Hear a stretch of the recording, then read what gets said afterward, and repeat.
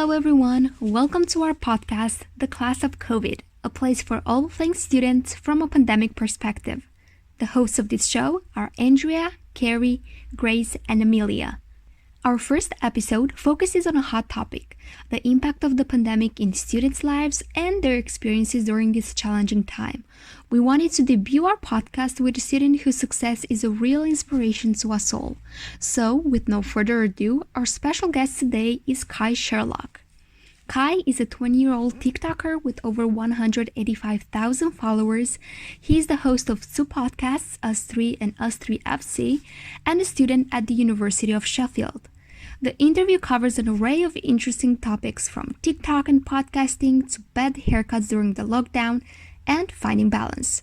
So, let's get on to the interview. Hello and welcome to our first episode. We've got a very exciting guest with us, Cai Sherlock. So if you want to introduce yourself to the show. Hello, I am Cai Sherlock. Yes, nice to meet you all. Yeah, lovely to be on. Thank you for having me as well. Thank you for having me. So I guess we'll start from the start. You started your TikTok account in March 2020 at the beginning of lockdown. Yep. And you had 10,000 followers within a month, and now you're at 186k, I think. Am I right? Around that, yeah, somewhere around that, yeah, I think so. Why do you think your following grew so quickly? I think it was to start with. I mean, like I was like many others, started at the start of lockdown just as a pastime. Like I had nothing else to do. It was actually an app I refused to download. My sister used to talk about it all the time, and I was like, no, it's not for me. I'm not getting involved in it. And then, yeah, I just got bored and thought, you know what, I'll download it. And I was always the kid in school who would be making like the content stuff. And so when I started it, no one expected anything less. Like everyone was like, oh yeah, shock, he's doing TikTok. So yeah, I didn't really get that much flack for it. But I don't know why I think it grew. I think with TikTok, you have to be lucky. You have to be very, very lucky because these videos in a sense that, for example, if you put a video out, someone might like steal it in a sense and they'll get thousands and millions more views than you. You just have to be lucky. Another thing is consistency. I think, bar the period in, I think March of this year, what we're now, March of this year, when I went through the public video stage, I'd posted every single day since I first downloaded the app. So like it's consistency. The algorithm works in a way that you don't always have to, I know this is bad and it's completely different to YouTube, completely different to podcasting, but in a sense that you don't always have to like what you're posting. So as long as you're putting something out there, the algorithm will pick it up and the algorithm will sense in a way that, oh, it's carrying on posting. Even if you delete it the next day, as long as you put something out there, I always say it's not quality over quantity, it's quantity over quality on TikTok. And that's just the way that it is. Like that is just the way, unfortunately, that it is. Well, not unfortunately. I mean, you can just put the little effort videos in because you tend to find that the little effort ones do the best, which is the most annoying thing about it. But that's it is what it is. Yeah, I mean, I think if I was in your shoes, I'd feel very overwhelmed and quite stressed to kind of post every day. Is that something that you've always thought about, kind of the quality of the videos in a consistent manner, or has it been purely for fun and it's just something that you just managed to gain a following on? Like, is the pressure? Yeah, in a sense, I get what you're saying. In a sense, I mean, it's something that it's like, oh, I need to post tonight, but it's not something that if I don't have anything to post, I've got drafts. I've got hundreds and hundreds of drafts. They're terrible. They will never, none of them will ever see the light of day. They are terrible.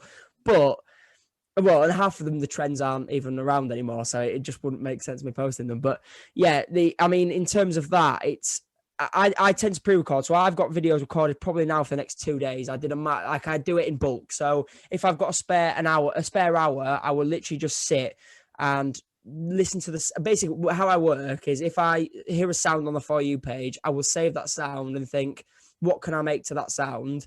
And then when I come to my recording hour, if I can't think of anything for that sound, it wasn't a good idea because it wasn't a great idea if I can't think back of it. That's the way I work. So in that sense, so yeah, I have the hour filming and then I'll see how many videos I can get from that. Say if I can get 6-7 videos recording, that means in the next 3 days I'll post 2 a day. So I've got enough for the next 3 days so that can take me to our next record.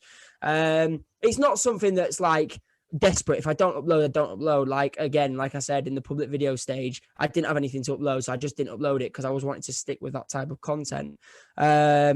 But no, it's not a major issue.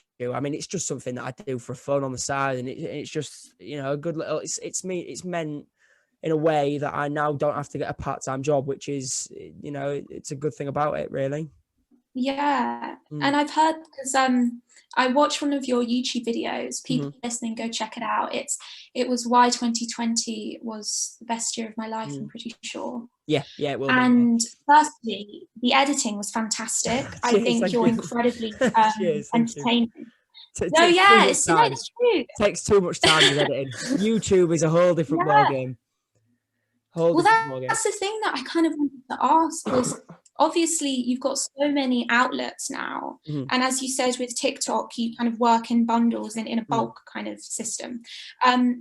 So how do you manage to compartmentalize that, which is obviously so much work, and as you said, is a form of income for you, with kind of your free time and looking after your mental health? How do you manage to do that? I think in a way it's something, because it's something I've always done for fun. It's never like an impact on me stressfully. So like I have a feeling in the next few weeks of exams, it'll probably go down to like one upload a day. But if it does, it does. Like I go through periods. TikTok, I have a real love and hate relationship with it. Like I've only just started using the app again. Like through March and February time, I barely used it. I couldn't tell you what was trending. I really could not tell you what was trending. I literally just had a look on my For You page for 5 minutes and was like, them sounds are good. What can I do with them sounds? I couldn't have told you what happened in those. I go for a real love-hate relationship with it. It's one of those things where sometimes I really enjoy it, and like last night and now, like I've got a real, like, I want to record, like I want to go out and record. Like this is, you know, like after this I probably will do, because I've got a spare like hour after this. I'll probably film a few more because I've got time. But there's times where, you know, you are busy and you have got stuff on, like you say, with the social life. And you have to, it's about finding that balance. It's about finding, you know, making sure that it's not becoming stressful, because when it becomes stressful, you don't enjoy it. And that's the issue with it. Which is probably why I end up going for the love-hate relationship, because when it does get stressful, that's when I probably think, yeah, I don't want anything to do with that app anymore. I just get bored of it. But no, it's one of those things where in exam periods, I have a feeling it is going to become one of those things where maybe it's not a priority. Like, it's great, I've got a following, it is a source of income for me, but at the same time, like, it's short term. Like, TikTok will be done in a few years. Well, I hope it doesn't. Like, don't get me wrong, I really hope it isn't gone. But I have a feeling it'll be gone. And it's about the people who become successful from TikTok is about transitioning it into different avenues. And if you can transcend that, for example, for me, that 180 whatever it is 1,000 followers on TikTok, if you can then bring them over to other platforms to come with you, and they stay with you because obviously they like your content and stuff, and they like you as a person, you can then move forward with it and take something, you know, and use it for something. So like, you know, like you guys are making this podcast, that's another outlet that you guys are trying to do, which, you know, commend you for it, because it's hard work. Podcasts are hard work. There are a lot that, you know, you have to plan them, you have to edit them, you have to put them out and promote them. It's a lot of hard work. And it's about finding that balance between a social life and your work life, because effectively this is work, but it's a hobby at the same time, if you know what I mean. You said that at school no one was really surprised when you made a TikTok account. Do you think that changed at all when you moved to uni? What were people's reaction when they found out? No, I think majority of people did know before we came here. So basically, I remember but when we joined WhatsApp, I'm sure you guys will know, when you have WhatsApp groups, don't you, with all like your accommodation blocks and everything, or like Facebook groups with all your course mates. I remember I just didn't think of it. And then someone was like, share your Instagram in so we can all follow one of us. I was like, okay, fine. I shared it in, and then they were like, oh my God, it's you. I seen you on For You page. I was like, I just didn't think, like, it just didn't cross my mind. So I kind of buried my own ship there and put myself in it for it. In terms of the WhatsApp, like the course, we were very lucky. Our course is, I study journalism, and it's only got 150 people on it in our year. It's not a massive course, but it's a reasonable course. And we used to, like, for the people who knew they were going to do it, and then we had the group chats going, we would we'd make, like, have Zoom calls on weekly, because obviously we were in lockdown. We had nothing else to do on a Saturday night. So why not get on a Zoom call and get to the e-course space before you get to uni? So obviously it all came up then. I think actually while we were on a Zoom call, one of my videos did come up on someone's TikTok while it was on there. And that's how it came out, I think. Because it was at that point I was probably I was peaking in terms of growth. Right now I've plateaued and my account is dying at the moment. But in terms of like the summertime of last year, it was on a peak. But yeah, it's one of those things. It didn't really change when it came to uni. I'm just not bothered. Like I look at the way that on my course, we were all trying to get the same thing. And to do with journalism, you've got to have that following. And so like other people are also trying to do it as well. So it's like, you know, we're all in the same boat. If you want to judge me for it, judge me for it. I couldn't care less. I really could not care. I'm sorry, but if you're going to judge me for making a few videos on the internet, having a laugh on the internet, making a few people laugh, get a life. Get a life. Seriously, yeah. Yeah. I think that's a really healthy attitude to have, and especially because you're 19, right? So yes, 20 next week. Oh God! Oh my God! Don't remind me. Do not remind me. Oh, teenage years done. No, but it's very, because you know, I know that I and a lot of my friends struggle with kind of being judged and struggling to not care what people think. And I think at university, especially with the pandemic situation, that sense of feeling judged is so much more heightened, I feel. At least that's how I felt. I don't know about you. Yeah, definitely. No, definitely, without doubt it is. Yeah, without doubt. It's one of those things where, for me, I was fortunate, but I also wasn't fortunate. So the group of lads I had at school were... Yeah, we were awful to one another. We were brutal to one another. But I think that, in a sense, has now led me to the point where I'm just like, you can say anything to me, and I really couldn't care less. Like comments on, if I get a comment on TikTok, I'll be like, yeah, I've heard far worse. It really doesn't faze me. But like, I know what you mean. For a lot of people, it's a massive, massive deterrent, and that's one of the reasons why a lot of people don't go out and put stuff out on the internet, because they have the feeling that they're going to get judged, and right, and you know, and it is the case in a lot of places. People do judge you. You think, oh, you post on TikTok. How old are you? You know, you're 20 next week. Even I sometimes think that for myself. But no, it's one of those things where it's, at the end of the day, as long as you're having a laugh doing what you're doing, then realistically, you know, you're making a few people laugh on the way as well. Whether they're laughing at you or laughing with you, who cares? They're still laughing. You know, they're still having a laugh. And at the end of the day, you've just got to enjoy yourself, because you know it's at this age, we're the prime age. I remember, you know, even when we were younger, you used to look up to YouTubers who were our age, and you know, and if you say it's always something you've wanted to do, you know, why not do it? I always say, like, if you say you're going to start in I'll start in 6 months' time, why not start now? Because there's all them people that are going to say also, I'm starting in 6 months' time, and you get a 6-month head start on them. So I don't get why you wouldn't start now. If you want to do something, go and do it. Don't let anyone like deter you from doing it. And you know, that's the attitude I've always had. So I think I'm lucky. I'm fortunate. You've got a really admirable attitude towards it. Very positive. No, thank you. Thank you. I just like, anyone can say out to me. I've had it all before, and you can, you know, that hearing it the first time is like, that's the one that's like, I don't know if I want to do this. Like, if someone says to you, what you're doing is rubbish, you're never going to please everyone, are you? Like, as long as you're pleasing someone, as long as someone's pleased, if you're, you know, like annoying everyone and frustrating everyone, maybe you need to stop what you're doing and think, well, maybe it's not the right thing. But in terms of as long as one person's funny, one person's laughing, then, you know, you're doing a good thing, aren't you? Like, I really admire your confidence. Can you do like your public prank videos on TikTok? I know. How do you like get the confidence to just walk up to random people? And again, it's something that I don't know why it just I was always the kid that you walk around town with your mates, you say, I'll do this. I'd just go off and do it. Like, I don't know why. And it's always something I wanted to do. I remember when I first started TikTok, I said to one of my best mates, the goal is to do the TikToks, do the relatable stuff, then do the public stuff, and then translate that over to YouTube. That was the aim. That was always the goal. Like, that was the pathway that I was going to take. Because I remember sat in lockdown, the first lockdown, when it was like strict lockdown, when it was like everything was closed, no one was out, everyone was indoors all day. And I remember sending my mate a voice note. It was probably about the April time, actually. And I was like, I can't wait to get out and do public videos. And I still haven't really got out and done them. I managed to get 3 weeks out of them. But like, they're just like, they are a lot of effort.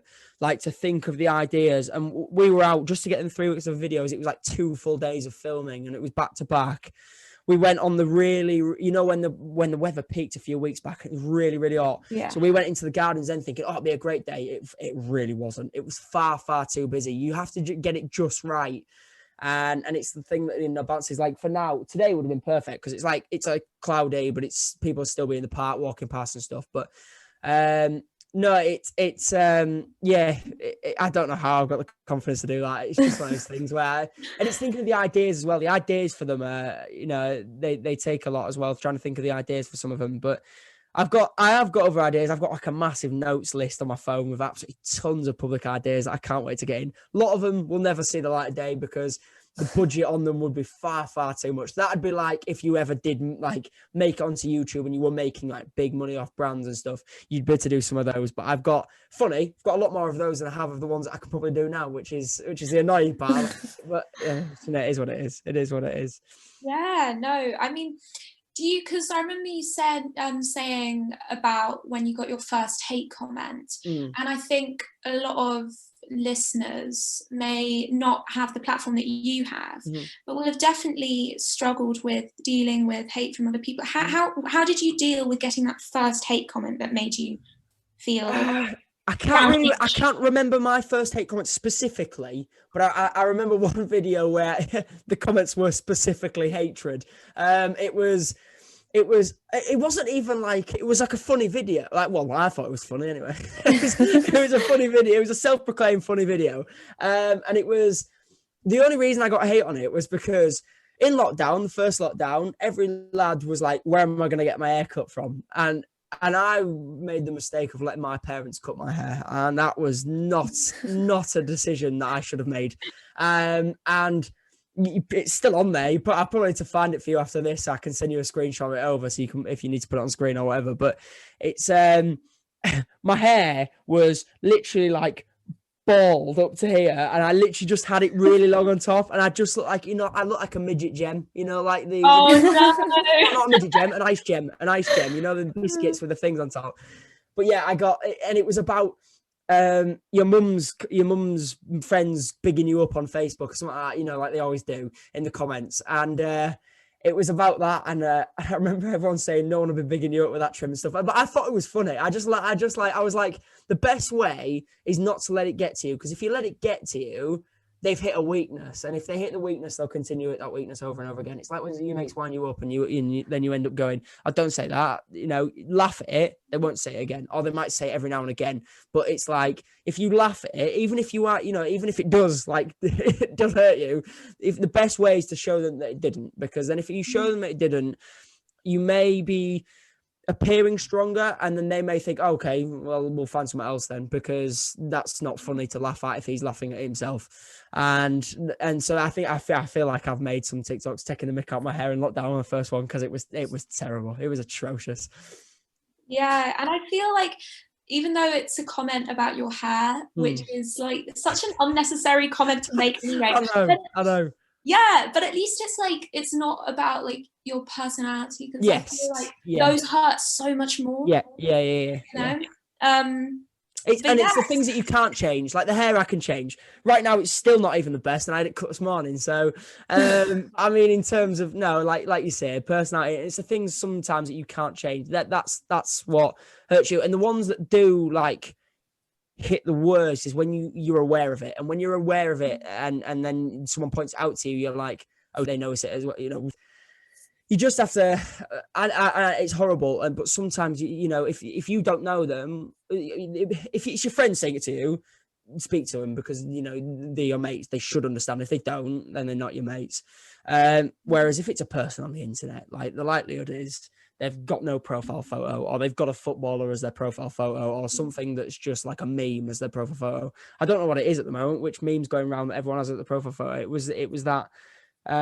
It's gone through so many phases where loads of people have loads of different things on TikTok, isn't it? But I don't even know what it is at the moment. But yeah, likelihood is it's one of those people, and they're probably living at their mum's house or about to have tea cooked by their mum, and it's the likelihood of it. The likelihood of it is they're saying something because they've got nothing better to do, and if you go on their profile, the likelihood is they're not going to be posting anything either. So the fact that they're not willing to show their face says a lot, doesn't it? No, yeah, exactly.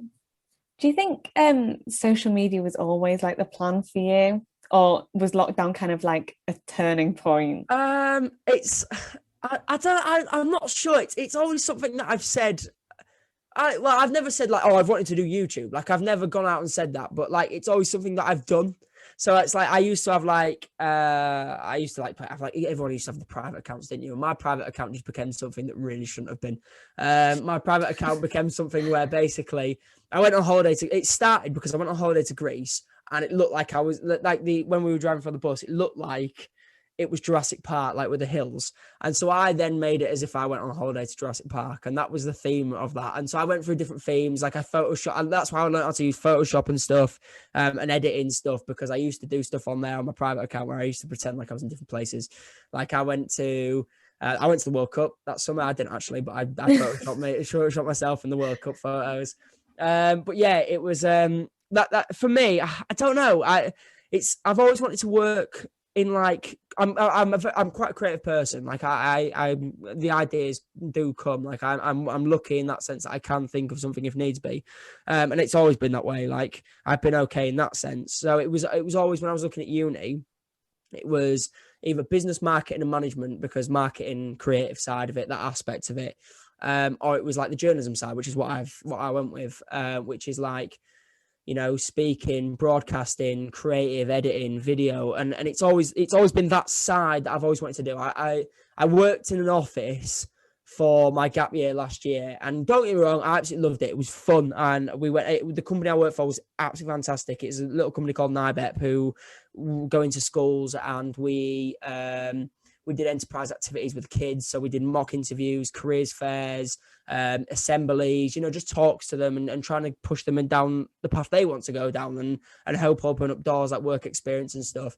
And it was great. I had a great fun, and it was the presenting part of it, that side of it was fine. But when I was sat at the office desk, I didn't mind it. Like, don't get me wrong, like I enjoyed it. The people there were great. But it was like, I always wanted to do like the TikTok side of it. And which is when I was working from home for them, I did it alongside my work. So I'd finish my day at work and I'd go record like a TikTok, and I'd be like, oh, okay, yeah. And that's what I was doing. But yeah, it's one of those things that I've always loved doing, the creative aspect of something. Because originally my job title at that place was administrator. And then I was like, oh, I quite fancy going into like that school and doing that assembly. And they're like, yeah, go for it. And they obviously weren't going to say no to me doing it because I wanted to do it. And that was the aspect I enjoyed more of it, like the creative aspect of it, and helping the kids down the right path. But yeah, it's I think the creative aspect has always been there. It's just trying to find where. My mum and dad always used to say to me, "You've got something, I just don't know what it is." and I still don't think I know what it is, to be honest with you. But yeah, there we go. No, I think that's really, I think there's so much pressure on young people nowadays, and especially during the pandemic, to kind of have a strict idea on what you want to do. And I think especially like when people are choosing courses, there's a lot of pressure from their parents, from people around them who want them to go down a certain route. And obviously, if you do have the skills, but you don't really know how to channel that energy, that can be quite stressful and quite confusing. I guess what I'm trying to ask is, was journalism something that you thought could help with your platform, or was it something that you had always just were interested in and you just wanted to explore it further? Yeah, I think it works in both ways. So with journalism, to have a following, it helps massively. Like it does, like it opens so many doors for you. So if people are gonna rather, look at you and think, if you can build a following on social media and interact with your audience regularly, like I do my live streams and stuff, then they're more likely to. You've got the skills and the present. What annoys me and my mate talk about it, and we say that what annoys us is people who have a following on TikTok almost feel they've got a given right to be able to be good at presenting, and that's not always the case. Not always the case, because like, just because you can make a TikTok video doesn't mean you can then go on live television and present, or doesn't mean you can go and present, because it's a lot more stressful than that. Like, I've done a few bits of experience here and there, and yeah, it's a different ball game. Like, it is different gravy. TikTok is not on the scale, nowhere near. YouTube probably is a step up, because I've tried YouTube and it's hard. It's hard, very, very hard. But like, everyone makes out as in YouTube is the ideal job. It's an easy job. It's not. It's really not. TikTok's the ideal job. TikTok is the ideal job because it's easy. The ideas, however, is where people struggle. But in terms of actually like filming, editing stuff, it's pretty easy. Like, you don't, unless you're going like really, really out there, you don't have to edit that much. Like, you don't have to like put that much effort into your editing. You just have to cut the clips here and there, and it is what it is. But yeah, journalism, it's one of those things where it's not the written aspect. I really want to go in. Don't get me wrong, I like the written side of it. I remember sitting down. The reason I chose journalism is because I sat down with my dad and the social media advisor at his work. He managed to get me an appointment with her, and I sat down, and she was like, right, what are you studying at A-level, and what do you enjoy? What are your hobbies? So I was like, well, I studied psychology, geography, English language at A-level. So she went through each subject and said, what do you enjoy? So English language, I love the writing part of it. And I did. And I do like the writing part of it. Psychology, she said, what do you enjoy from that? And I was like, well, it's more for me, the psychology aspect is seeing the effect it has on people, and, and that aspect of it. And then the geography aspect, I can't remember what I said for the geography aspect, because geography's got no relation to journalism whatsoever. It might, I can't remember what the geography aspect was, but yeah. And then, so we went through the hobbies, so like football, etc., stuff like that. And she was like, well, maybe if you enjoy the written side of it, you enjoy the football, the two links there is the journalism aspect of football, and not so much specifically now that I've looked into the journalism more, I haven't just specified I want to do this in football, because if you do that and you have that niche to start with, then you're gonna very struggle to break into it. You start broad and then you narrow down. That's what I've done anyway. Personally, it's worked for me. So it's worked hand in hand. I mean, like, it wasn't the intention to start TikTok with, all right, okay, I'll get a following and then I'll go and help me with a journalism degree and et cetera, but it has helped. Like, it has helped. So like, I remember one of my lectures, I think it was just before Christmas, we were online and they were saying about filming like mobile journalism, and they were saying absolutely no to is it vertical? I was getting that's vertical filming. That's horizontal, isn't it? Yeah, vertical. So vertical filming, they said absolutely no to it. And someone put, one of the lads who I'm mates with, like, they wind it up about TikTok, but like they respect it, because obviously where I've got to. But they wind it up and said, "Oh, Kai's absolutely screwed them with his TikTok." And then obviously everyone knew about it in the chat, so they all started putting laughing faces and stuff. And I was like, for God's sake, now the whole course knows. But yeah, so, and then they were like, the lecturers started joining, like, saying stuff, and was like, "Oh, can I TikTok?" And someone put the link into my TikTok, and he was like, when I went into my next face-to-face, he went, "Do you actually have," I think it was like 120 at the time. He was like, "Do you actually have like 120,000?" I was like, yeah. He goes, "That's impressive." He goes, "You should be doing the social media talks, not me." I was like, "No, please don't make me do the social media talks," because I said, I have literally gained a few followers on TikTok. I said, I have not done anything else. But yeah, that's... yeah, it works hand in hand, I think, both the journalism degree and then the social media aspects of it as well. Well, what is your favorite platform to like make content for then? Because obviously you've got your TikTok, YouTube, you've got 2 podcasts, and you've got, do you write for Sheffield Live as well? Yes, yeah. I think the favorite output, the podcast is my baby. Like, it's just you when you get a few episodes in, you just get attached to it, and it's one of those things where you look forward to doing it every week. So we've got a filming session tomorrow, I think. I can't remember. We haven't got a guest on this week, but yeah, it is what it is. But the podcast is, because it's a group effort and we all do our own little bit. So we'll have our own job. So I edit it. And then I do like the uploading to YouTube. And then I do like the description, etc., stuff like that. And then Josh, one of the other lads, does like the clips on TikTok. He does the clips on the Instagram, and then promos it. And he DMs a lot of the guests off the Us Three podcast, whereas the people who we've had on to start with, not the episode that went up last night, but the people we've had before, I've got through the TikTok, which helps. Obviously, there's some people that the other lads have got, which is a great help. But, it's just contacts. It's just building the contacts up, and even you might think I've got no chance of getting them on the podcast. You never know until you message them. Like the lad who we had on recently, Max, he started the trend. If you know the two friends sitting in a car, they might kiss on TikTok. Oh, yeah. So he started that trend and he's got 1 million followers on TikTok. And Josh just sent him a DM on the podcast and was like, podcast Instagram, and was like, look, do you fancy coming on the podcast? And he said, yeah, definitely down for that. And you just never know. Like people do check the DMs, especially people on TikTok, because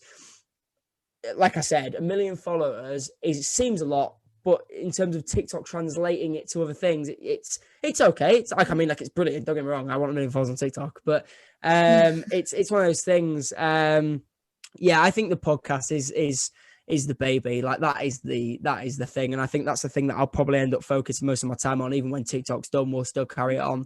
And it's great as well, because like you guys well doing this, it helps you so much for your CV, because if you're wanting a job in like the interviewing industry or the media industry, and you can go up to someone and say, I've interviewed X amount of people, here's the video proof, and show them it. Like, you can go watch any single one episode if you want, and you can see what we're like interviewing a random person we've never met before. You've got that foot over so many other people, so many other people, because that's a main thing in the media industry, and that's a really hard bit to get experience for, is interviewing people. Unless you're going to go up to random people on the street and interview them about a random topic for no reason whatsoever. Why would you do that? Other than like making a video out of it, why would you just go up to someone and ask them what they think about a certain thing? I mean, don't get me wrong, do it. You build your interview experience, but it's you're not going to be able to prove it to anyone that you've done it. Whereas the podcast, you've got the footage there and you've got the experience on hand. In terms of TikTok, don't get me wrong, I love TikTok. It's fantastic. It's opened up so many doors for me. It's brought me an income, like we've said before. YouTube, I love YouTube. Like I've always watched YouTube. Absolutely love the app. It's a great platform. It's the longevity of YouTube for me that's made it the best app and out there. I don't think there's many other apps really that's better. You can literally get anywhere from people digging a swimming pool in the middle of a desert to people Yeah. You can literally get anything on there. It's that I think YouTube is it's the platform, and it's just difficult. It's very, very hard. And I will get into it. I said in that 2020 video, like you mentioned before on YouTube, I will be uploading every single week. And that did not happen, as you can tell. I think I did 3 weeks. Which, that's not bad. But I just realized, along with the uni work and along with everything that was going on, because we had mocks over Christmas and stuff, and essays, and it was just a lot of effort. I think I'll definitely do it in summer. Summer is the time where the public videos will be back. Don't quote me on this, but the public videos will be back, and then the YouTube will be going. But I think the podcast is my favorite like social media output I've got. Yeah, guys, check that out. It's called the Us Three Podcast. Oh, cheers, thank you. Okay. Yeah. So do you think that without the pandemic, because obviously so many people have built a huge platform during the pandemic, do you think if the pandemic hadn't happened, you wouldn't be where you are today? Oh, I'd like to say yes, I would be. I don't think I would, because like I said, I was working full time. I was in the office 9 till 5, and it was like, when would I have time for it? And I think, like, even now, like, uni's very flexible. Like, you have your timetable, you do work when you want to, like you need to work for it, obviously, but you do work when you're free. And doing TikTok, like, it's good, but like, I don't know if I'd have gone off my own back and done it if I hadn't have built the following up previously. Like I said, I was always a kid who did it, and no one was surprised when I started it. But yeah, I don't know. I'd like to say that I would have done it, but I don't know if I would. I probably would have just gone straight into YouTube. Honestly, that's probably what I would have done, and they would have been crap videos. Like, they would have been terrible videos. But I probably would have just like posted on YouTube and stuff like that. But I don't know. I'm really not sure. I'd like to think so. Yeah, I'd say I'd like to think so. Yeah. Do you think? Obviously, you said in your YouTube video that 2020 was the most important year of your life. With like things hopefully reopening soon, and you'll be able to do public videos again, and I've heard you've got Leeds Best tickets. Yes. Do you think that this year might be a better year?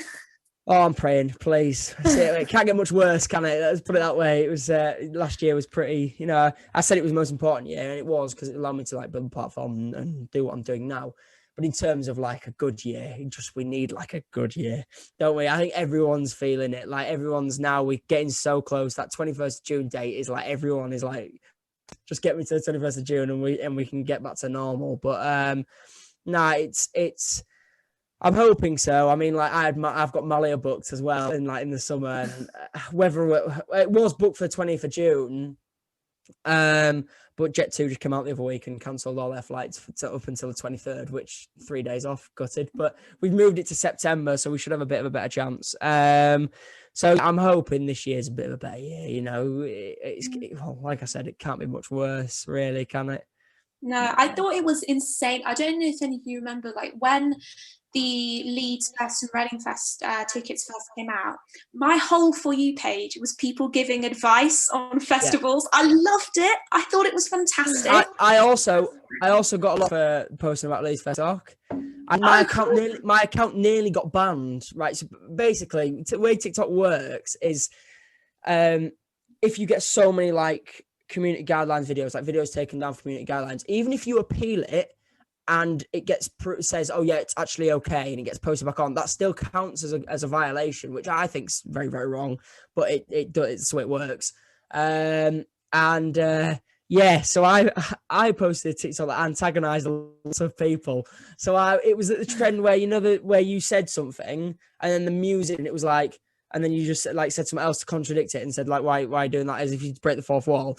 So yeah, I did, Leeds Fest is gonna be rubbish this year, and then I was like, oh, did Mum not get you a ticket? And like, and really, so many people, like, I just got endless, like, people were reporting on my other videos. I must have had that week, 12 videos taken down for community guidelines. Even though I appealed it and it got put back up, my views were on the floor, because basically when you violate the guidelines, TikTok thinks that's a bad account. We don't want to show that to anyone. So your views just go bang and hit the rock bottom for about 2 weeks. And then if you do no more violations, it goes back up. But yeah, my views were on the floor. Like I went through a stage. It was the first ever time I'd had negative followers in a day, was during that period. And yeah, but it was funny. It was fun. I got some laughs out. Some of the comments I got on that video was incredible. Yeah, see, that's what's really cool, is that even though that your followers like literally plummeted and violations, all that drama, it's. I started it as for fun. I started as a laugh, so that's what it always was. And I even like, I know I didn't use the For You page, but I still went through and looked at my comments and thought, that's funny, and there were people like arguing between each other, and I was like, yeah, come on, just keep doing it. You're opening my video by commenting on it loads, because the more they comment on it, the more it pushes out in the algorithm. So, it helps it massively. If anything, you've got to run the fine line of being not controversial, but antagonizing a few people. Like I remember, again, another time that I antagonized a group of people was when I went for Draco TikTok. Last time I ever do that. Last time I ever do that. Never, ever again am I antagonizing the Draco Malfoy fans, ever. I can't remember what I said. Oh, that was it. I was like, girls, I was something about girls will be simping over girls will be simping over this bloke, and it was like 3 like photos of him with like really like overgrown hair and stuff, and him looking like his worst. And oh god, again went for another stage of people reporting the video, but funny, very funny, very, very funny time on TikTok for me. That.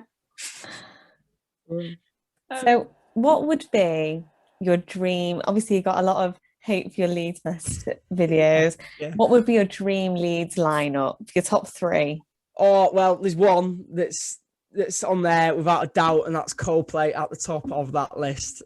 At the top of that list. And there's no better artist in this world than them. I honestly, my Spotify, you get your Wraps at the end of the year.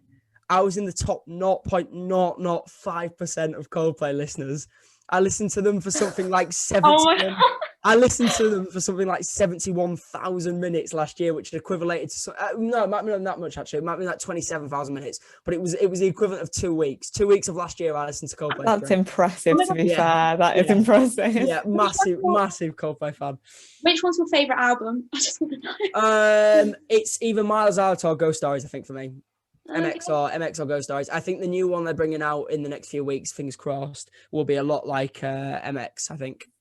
So I really like Coldplay. I love X and Y. Yeah, X and Y is decent. I love Fix You. Fix You is my favourite Coldplay song. Fix You's favourite Coldplay song. Fantastic song. I mean, I'm not going to the festivals, but if Coldplay were the lineup, headliners, I mean. Do you know what I've actually got in my bank account? I've got £300 in there called the Coldplay Fund, ready for when they announce tour. Oh my ready God. to go. It's ready to go. It's ready to go. That's so cool. Do you have any other artists that you'd be keen to see as well? I've actually, do you know what? I've actually never been to a concert. That's the mad thing about. I've been to festivals. I've done Leeds Fest like twice, but I've never been to just a concert because my music taste is just all over the place. Like I won't listen to an artist other than Coldplay. I won't listen to an artist. I'll listen to songs. That's my issue. So I could go and watch like Post Malone at Leeds Fest.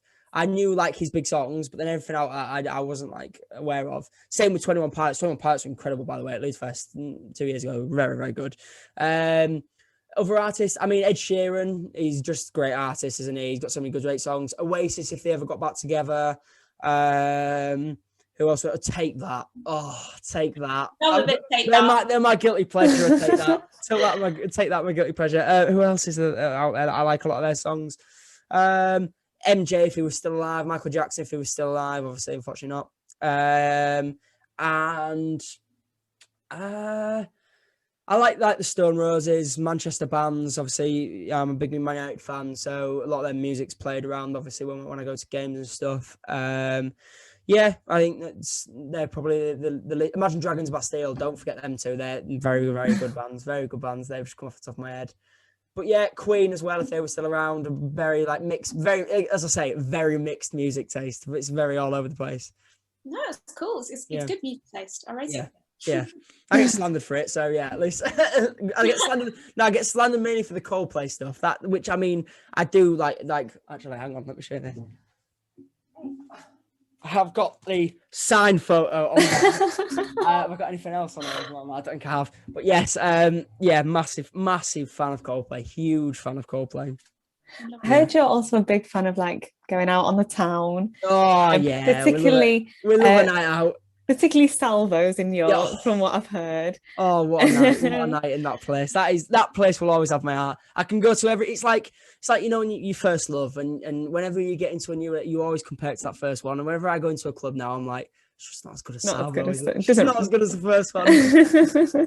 No, the Salvo is incredible. Great club, great club. Massive advocate. If they want to sponsor me in any way, shape, or form, I'm more than down to do stuff with Salvo. Yeah, definitely. Yes, Salvo. Are you excited to start getting out at uni? Is it like, do you feel like it's impacted your social life not being able to get out? Yeah, it has. I mean, obviously, it's going to have some impact, isn't it?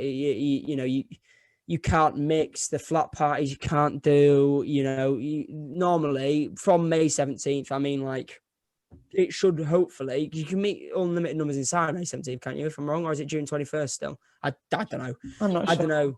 But I'm not sure. But yeah, I mean, there was a period where clubs were open, but they weren't open the dance floors, were they? It was just sit down only. Yeah, it was like Freshers Week sort of time. Yeah. They had like socially distanced Freshers events, which we went to one. I bought a week pass. I went to one of them and was like, that was all right, but better around. We basically in Sheffield, where I'm at uni, pretty much every single student is in one village. Like we're all in a village called Endcliffe Village.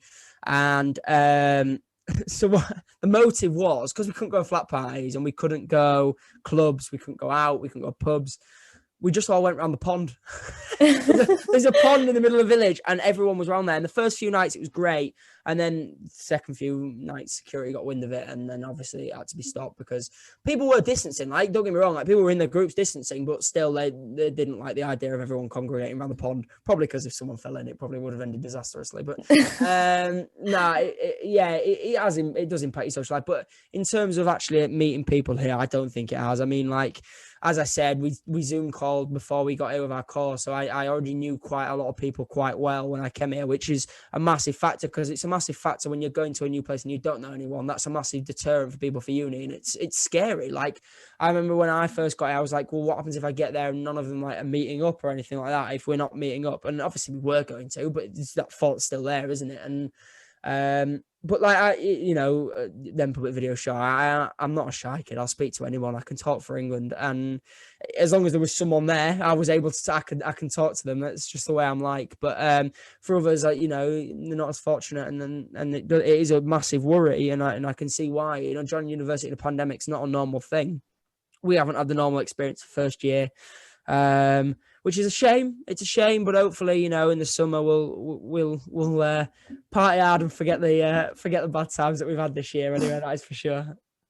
Yeah, I felt like it was really weird because for people in their first year, the only people that you could really socialize with were the people in your accommodation. Yeah.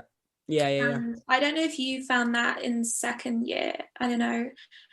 It's really surreal. Sometimes it feels like you're back in like secondary school. Yeah. I mean, I'm in first year. I took a gap year, so I'm not gone into my house yet. I'm still in student halls. But yeah, it does in a way, because it's like you say, it's like starting secondary school all over again, isn't it? When you're going and meeting loads of new people you've not met before. But the difference is with this one, they're from all over the country and they can be absolutely anywhere. There's so many different backgrounds, so many different stories. And especially when you can talk to people like this, and if you can just speak to someone, even if like with the podcast, we contemplated it on like weeks we don't have a guest, just getting someone on randomly from the uni. Like just, so everyone's got a story to tell, everyone's got something to talk about. So why not, if someone's passionate about something, get them, just get them on, talk to them. Even if you don't have a guest, that's what we contemplated doing. We didn't in the end, but we just went with like the other, but we're lucky in the sense that we've had a guest most weeks, so we're fortunate in that sense. But I get your point. I think in terms of next year, hopefully second year is a lot better in terms of socially. But I mean, it hasn't been bad. Like I haven't had a bad year. We've done a lot. Like don't get me wrong, we've done a lot. We've got quite a tight knit group here, which is good. Yeah, and obviously you've started your podcast with. Are they your flatmates in your podcast? Yes. No, well, yes and no. So we're in a bubble together. Yeah. They were basically, the story behind Josh and Johnny is how we became us three. Is me and Josh, when we joined the group chats, I was the first lad in there, and there was about 30 girls, and I was like, oh, am I just on a wrong course? And then Josh joined. I mean, Josh were the only two for probably up until, when did everyone find out when they were going? About August time with results. So probably about June, July time, we were the only two lads in there. And then a few came here and there. And then Johnny joined, and we got them, we all clicked really well. And there's a very funny story where Johnny and Josh's first interaction with one another, Johnny thought Josh was an absolute idiot, because he tried to message him and make conversation with him, and apparently it was like really rude to him. But it's quite funny now. We all joke about it and laugh about it because it is quite funny. But yeah, we just all got on really well. Us three got on really well, and we arranged to do stuff in freshers together. Obviously, whatever we could do, whether that was book events together or so on and so forth. But yeah, it's like I say, in terms of Endcliffe, we're all very close knit. Like literally across there's so many other blocks. There's hundreds and hundreds of blocks around there. So we're all technically Endcliffe Village is a bubble because we're all in like the enclosed space together. But we've got a very, very tight knit group here. There's the three girls who we met in Freshers Week, and then the lads on our course. So we're all very close. So Josh and Johnny also do my course as well, who do the podcast with, which is how I originally met them. But very, very close group we've got, which is good. We're fortunate, very fortunate. Yeah, definitely. Because I wasn't on any, but before joining uni, I was on the group chats, but I wasn't really active on them. I found it a bit overwhelming. Well, I must admit, when we were first starting, like for people joining, they must have thought we were like weird, because when obviously we'd had the Zoom calls, so we had inside jokes, but they weren't really inside jokes, like stuff that had been mentioned on the Zoom calls. So like there was a massive mayonnaise agenda, and it was those who were for mayonnaise and against mayonnaise. Massive against mayonnaise, me. I'm not being funny, don't like the stuff. But everyone who was for mayonnaise was like, I have like a ridiculous mayonnaise nickname in the group chat. So obviously when you're talking, you see mayonnaise advocate says so and so, and they were like, who's that? Obviously it kind of quite daunting, like, for people who weren't joining there from the start. I can imagine what, looking at us, like, I'm thinking, what on earth are they? But yeah, it's one of those things, and some people are just really fortunate with it. Like I was so fortunate to have like such like a lovely flat and make brilliant friends, but It's been such a bad year. I'm not in my original flat anymore, but that's a story for another day. Basically it all happened because it was COVID. So basically half of them got COVID, half of them didn't, and some of them thought it'd be a great idea to move in. Some of their friends who also had COVID into the flat, and I wasn't too happy about that. So they ended up moving us out. So yeah, long story short, but we're all right now. Like I still speak to all my old flat now, so we're still all right, okay. But I just don't live with them anymore. Well, that's all good. Yes, yeah. It all got sorted. It all got sorted. Massive long story short. That was like a story I probably could have told on a full podcast. But there you go. That's all yeah. That's so. I mean, I guess some people listening may be going to university soon. Do you have any advice for incoming freshers? Obviously, we don't know what the situation's going to be like. Yeah, of course. Just, I can't say throw yourself in it because the societies weren't really open for us to throw ourselves in it. I mean, just don't be like you're at university. You're in your comfort zone. You're out of your comfort zone already. You could, just because you're already out of it doesn't mean you can, you just throw yourself further out of it. I know it's easier said than done, but just go up and speak to random people. That's the way you meet people. That's the way we met the girls, like who we're friends with, who we were actually living with next year, who we've got a house with, is because we were just, I think we were just walking up the street, and I think we just started talking to them, like me, Josh and Johnny. And then next thing we know, we see them every single day. And it's just like one of those things where, all right, yeah, sometimes you might have to be in the right place at the right time, and you will meet there's some people here who just maybe not your cup of tea. Let's just put it that way. Yeah. But like it's just going to happen. It's life. You're not going to get on with everyone, are you? It's just the way that it is. But the people you do get on, you meet through just speaking. Just go out and speak to someone, like even if it's just dropping a message in the group chat or if it's messaging them privately. So what I did is, with the group chats, is obviously everyone's in there individually, just go through and add them all, and if you see them post something, because obviously everyone's on social media nowadays, aren't they? Let's be honest, everyone's posting stuff on social media. If you see something that you can start a conversation with, maybe just message them. That way, if the daunting thing for some people is going up to someone, speaking to them in person. If you've got that initial conversation out the way on like social media, we're fortunate in this age that we can do that. Message them on social media, and then that almost like sparks what's the word I'm looking for? Sparks like the roots of the conversation for when you can have it in person. So you can go up and then speak about it again, and you can go in more detail and do that. Just interact with people. It's the way a lot of people drop out because they feel like uni's like a very lonely place, and it is. And it's daunting leaving your family, especially when you've lived with them all your life, or whoever you've lived with all your life, and leaving them.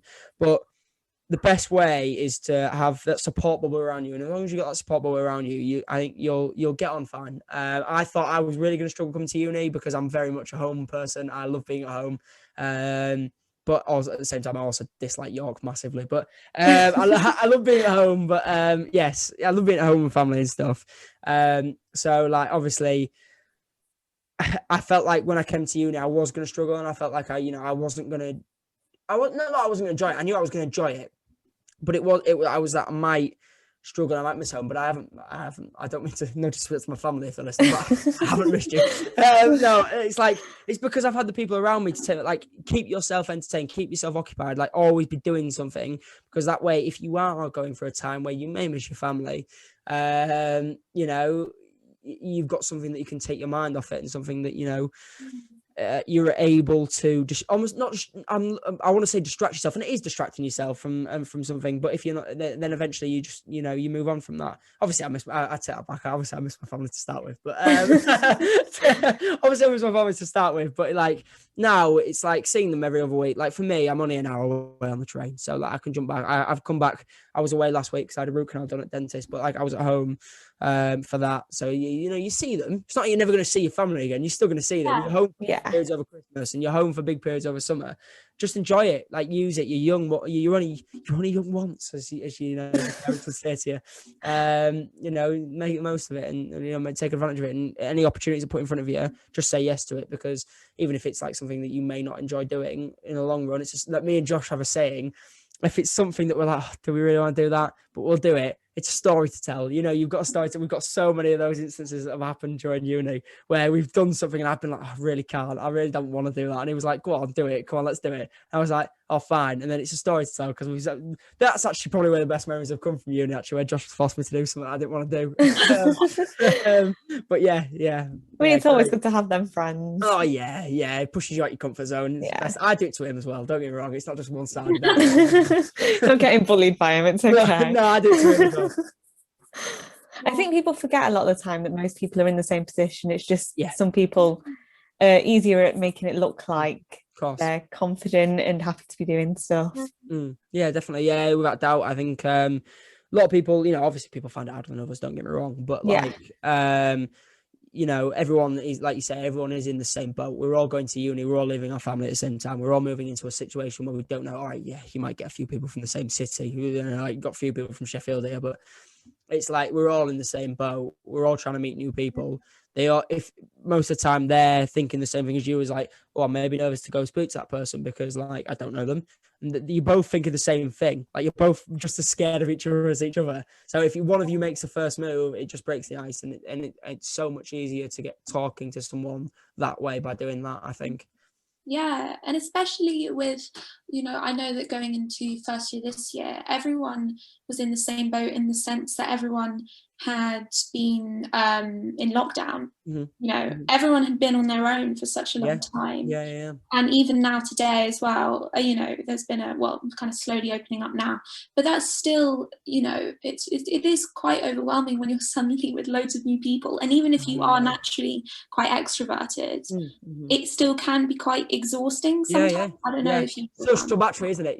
My social battery ran out after freshers. I was just wanting to stay in my room for a few days. I think I did. Well, I was fortunate in a sense that I did, because not fortunate because everyone had to isolate because of COVID and everything. Like literally, we were, I think, the third worst postcode in the whole of the country after Freshers Week. Yeah, we were bad. Gosh. It was because everyone lives in, like I said, everyone lives in the same. We were a bubble. We were a massive bubble.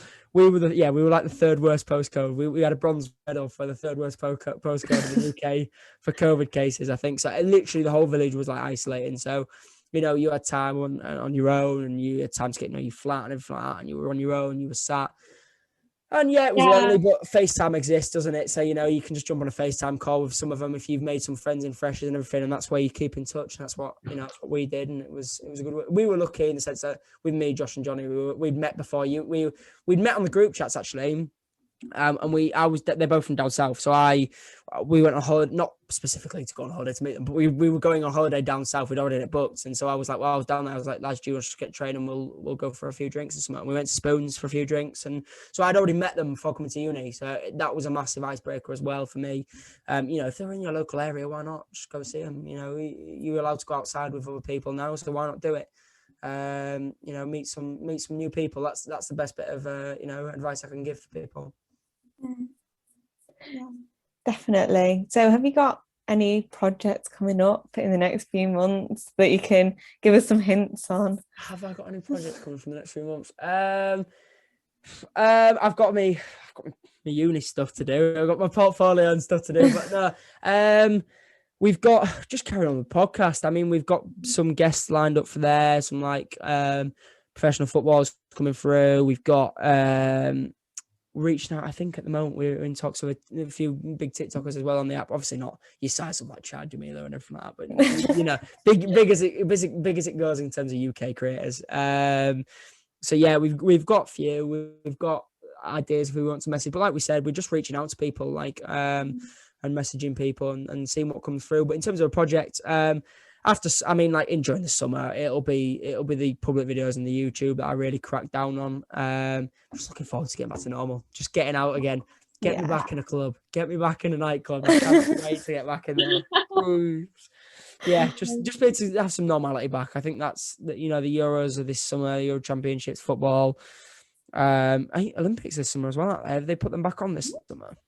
Because they were last summer, weren't they? And they got postponed. Yeah. I think so. Yeah, there's a lot happening this summer. A lot happening. So just looking forward to moving forward, taking each day as it comes, seeing what happens. I'm aiming. I think I said 250k by next Yeah, by the start, I think that's what I said in my video. I can't really remember what I said. Well, I'm going to do a video where, when it comes to, because obviously I'll be doing YouTube regularly over summer, I'll react to it and see how far I've got along. But I think I said posting consistently every single week on the YouTube, which has gone down the toilet.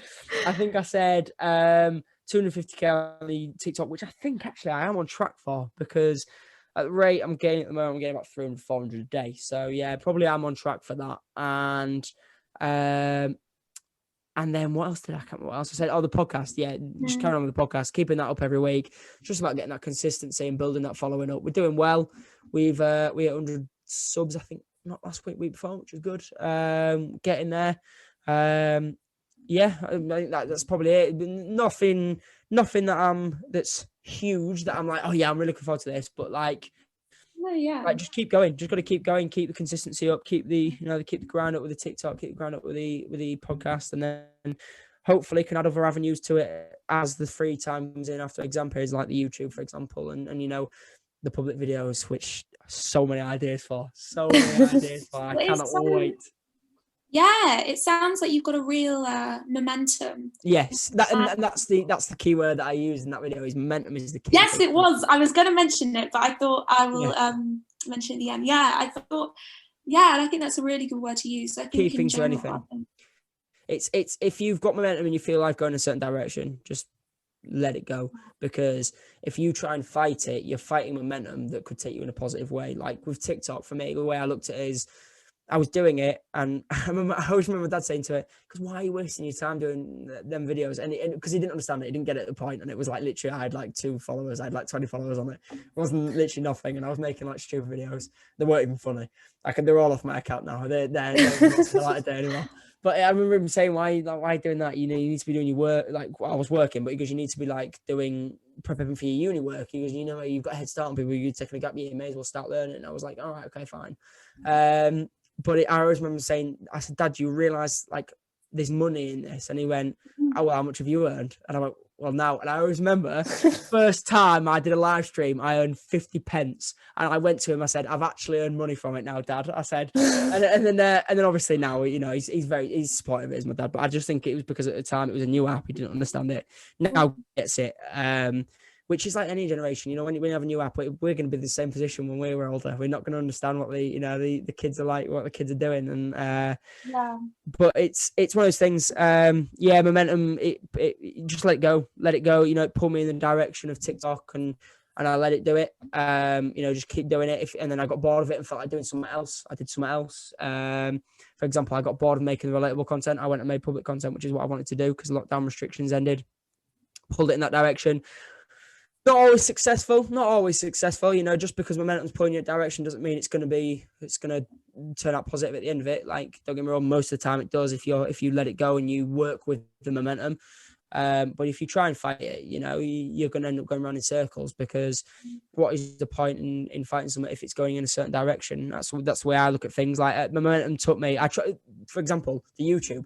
Momentum wasn't pushing me in the direction of YouTube, and I was trying to force myself to do YouTube, but because it was so much work, it ended up getting to the point where I was like, just not enjoying it, so I stopped doing it. And then there'll become a time where I'll get pulled in the direction of YouTube, and then that's when I'll go down it. But at the moment, it's the podcast that's where it got pulled. We always had the plan to do the podcast. Like, as soon as we met each other in the June time, when we met each other before we went to uni, we said we're going to do a podcast, and obviously takes a lot of setting up. You guys know that it does. It takes a lot, and we just always put it off because we were getting settled into uni, and then it was getting close to Christmas, and we were like, right, let's all ask for the same mics for Christmas, because then when we come back from Christmas, we can have a real good go of it, and we can make a real good go of it with our mics and everything, and make it look professional, which is what we're aiming to do next year. Obviously, when we're all in the house together, we're going to get a setup. That's a proper set, with a background. We've got plans in it. We were talking about that yesterday, actually. Of what we're going to make it look like, what we want the look of the podcast to be. But yeah, it's just momentum. It's just momentum. Let it take you. It's the best bit of advice I could give to anyone, other than one of not caring what people think. But in terms of going to where you want to go with life, if you don't know what you want to do with a life, let life take you on its course, because you'll eventually find a path that you actually enjoy. And sometimes people find it earlier than others. I'm thankful that I found it quite early. Some people, it might take them 40 years before they realise what they actually really want to do with their life, and then they go off and do it. But, it's just one of those things. That momentum is the biggest factor, I think, in a lot of things, and I think it's a very underrated and underappreciated like force type of thing for it. Yeah, no, I think that's fantastic advice, and I think will be very useful. And especially, as you said, because you are very young, to have that mindset is very inspiring, I think. Of course. Yeah. But yeah, I mean, it's been fantastic to have you on. It's flown by. I just checked the time now on my laptop. I can't believe we've been here for this long. I mean, it just shows how much I love talking about myself, doesn't it? It's been really interesting and fascinating to hear, because I don't really know any kind of big, TikTok or YouTube. So it's really cool. It's a really cool insight. And so where can the listeners find you? Plug all your stuff. Where can the listeners find me? Oh gosh. If you want, if you go onto my TikTok, there's a link tree on there. So my TikTok is Cai.Sherlock. So it's CAI.Sherlock as in Holmes. That's the way I do it. It's just easy enough to say it, Sherlock as in Holmes. I've never seen it. You stand on me for it, but I feel like I need to watch it. That'd be my surname. But yeah, it's Cai.Sherlock on TikTok, and then Cai Sherlock on pretty much everything else. The podcast is the main thing if you want to go check out that as well. It's the US 3 podcast, so it's literally US 3 podcast, so it stands for University Sheffield 3, but also it sounds cool when you say, it's us 3 getting together, which was the thought behind it. But yeah, if you want to go check those out, please do, guys. I appreciate it. Also, make sure you check these girls out, because these girls are fantastic what they're doing. Ask me some great questions while I've been on here. Thank you. So yeah, definitely. So this is your first episode, girls. Absolutely smashed it. Well done. Oh, thank you so much. That's all right. Smashed it. Quality. It was a great podcast. Enjoyed it. Well, thank you for coming to have a chat with us. That's all right. Thank you very much. No, thank you for having me on. Thank you for having me on as per usual. Thanks for listening to us. And until next time, stay safe and stay positive.